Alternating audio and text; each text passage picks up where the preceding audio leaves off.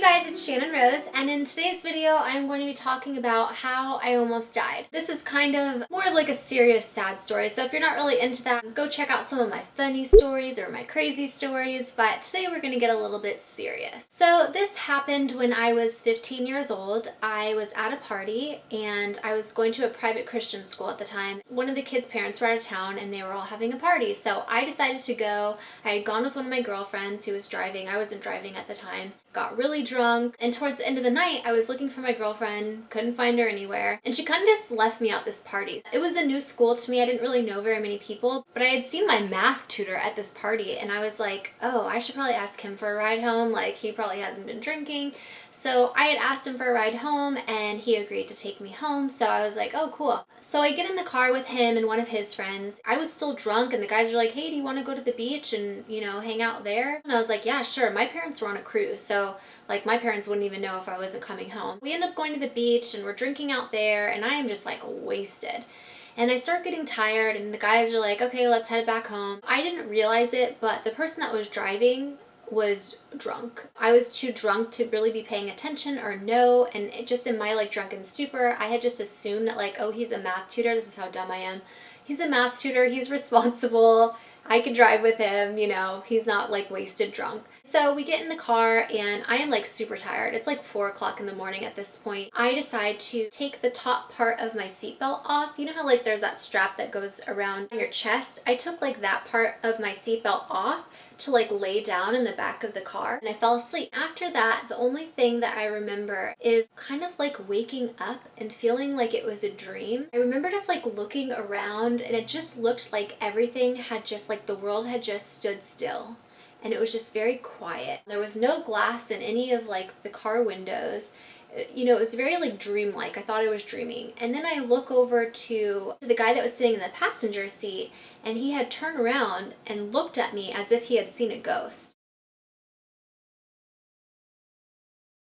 That's all I remember. I don't remember anything after that except for like a really loud helicopter noise. And what had happened was I had fallen asleep and the guy that was driving had fallen asleep at the wheel. Now this was really early in the morning and this was on the 405 freeway, which is like a very busy freeway in LA. There wasn't very many people on the freeway, but then as we were getting closer to our destination, more people started getting on the freeway and there was stop traffic. As he had been going like 80 miles per hour and fallen asleep at the wheel, and we ended up hitting the back of an MTA bus at 80 miles per hour and the bus was stopped in traffic. It was a pretty bad accident and like I said, I didn't know what happened. I don't remember like feeling the accident or hearing the accident. All I remember was like waking up for that brief moment thinking that like I was in a dream and then not really remembering anything after that. From the impact of the crash, in this bottom part of my seatbelt that was around here, my body had like gone like this because I didn't have that top strap on, and from the impact it had like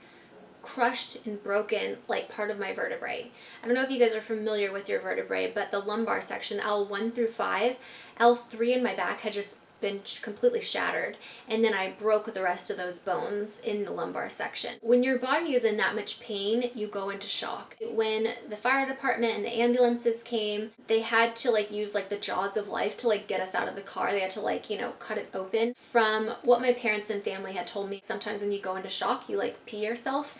So I had like pissed my pants and I was paralyzed from the waist down and I had like severe internal bleeding. When they found me or whatever, I was in really bad condition. They ended up having to airlift me to UCLA trauma hospital. That's what I remember. I don't remember like seeing anything or like them cutting all my clothes off of me. I just remember a really loud noise, which was like the helicopter noise. Well, they brought me to the hospital. Back then I was 15. I didn't have a driver's license or like a wallet or anything. Like they didn't know how to contact any of my friends or family. And the other two boys that were in the car, they had bad injuries also, but not as severe as mine because they were wearing their full seatbelt. The boy that fell asleep at the wheel had broken his jaw and they all had internal bleeding from the seatbelts, like from the impact of the crash. They had been sent in an ambulance to Northridge Hospital, which was a hospital that was closer by where we were. I guess for my injuries, they decided to send me to, you know, a different hospital. When I got to the hospital, you know, they don't really know exactly what's wrong until they do like x-rays and all that stuff. At this point, I was in like a coma state. I don't remember any of this, and I was not like coherent. Somehow they got a hold of my parents, and if you guys have watched any of my past videos, you know that I was a really bad kid. I was getting in trouble all the time, so my mom basically just thought like I had gotten a little fender bender. The procedures were to take us to the hospital to make sure that we're okay. So my mom basically was pissed off. She had just got back from her cruise, and she's getting a phone call from the hospital saying that her daughter's in there from a car accident. And when the hospital calls a family member or friend to tell someone that they're in the hospital, they really play down the situation. They do not want anybody, you know, rushing and getting in an accident on the way to the hospital because they're like so concerned. So, you know, my mom literally thought like I was fine and just in a fender bender, and she had to go pick me up from the hospital. So she was pissed. She was like driving over there all pissed off, thinking like, God damn it, Shannon, getting in trouble again. When my mom got to the hospital, they had brought her into the room, told her what was wrong with me. We don't know if she's gonna make it or not. My mom fainted. I don't think she realized that I was really hurt, you know, and that I possibly wasn't going to survive this accident. They ended up having to put my mom in the bed next to me because she had passed out. I told my mom that I was paralyzed from the waist down, that I had severe internal bleeding, and they didn't know if I was gonna make it. Well, once my mom was like, okay, she ended up calling my family. She basically just told the family, you know, they don't think Shannon's gonna make it.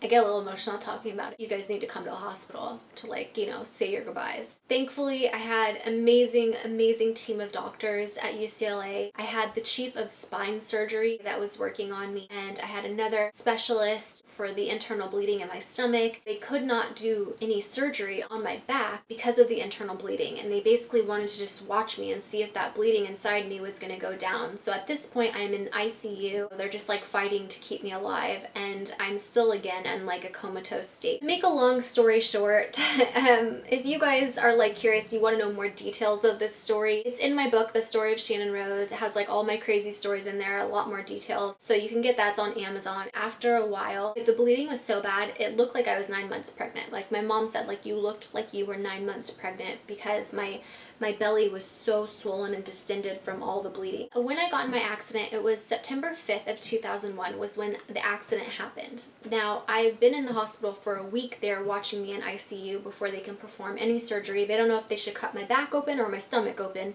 you know, to figure out where to try to take care of things first. Stomach was a priority because I was bleeding to death internally. They needed to do something about that first, but I was also paralyzed and had a broken back. So it was a tricky situation for the doctors. They didn't really know what to do. I was like a freaking broken mess. Finally, the swelling started to go down in my stomach, and the bleeding started to subside on its own, which was amazing. They decided on September 10th that they were going to schedule my surgery for September 11th, 2001. And I'm sure that you guys know what awful things happened on that day. So the day that I was supposed to be going in for surgery, 9/11 happened, and the whole hospital shut down. Everybody was on high alert. You know, they had postponed my surgery for the day. My doctor talked to whoever was above him to say, listen, if something happens here in Los Angeles, whoever comes into that door, Shannon is going to be just as bad, if not worse, as anybody else that comes into this hospital. We need to get this surgery done. He like fought to do my surgery and told them, you know, I'm about to die. I'm in not really good shape and the surgery needs to get done. So they allowed for the surgery to be done on September 11th. I was in surgery all day. When they opened up my back, it was way worse than they thought it was from what they saw on the x-ray. When you cut through somebody's back, you have to cut through like, not just the skin, but through a bunch of muscle to get to like, you know, where the bones are.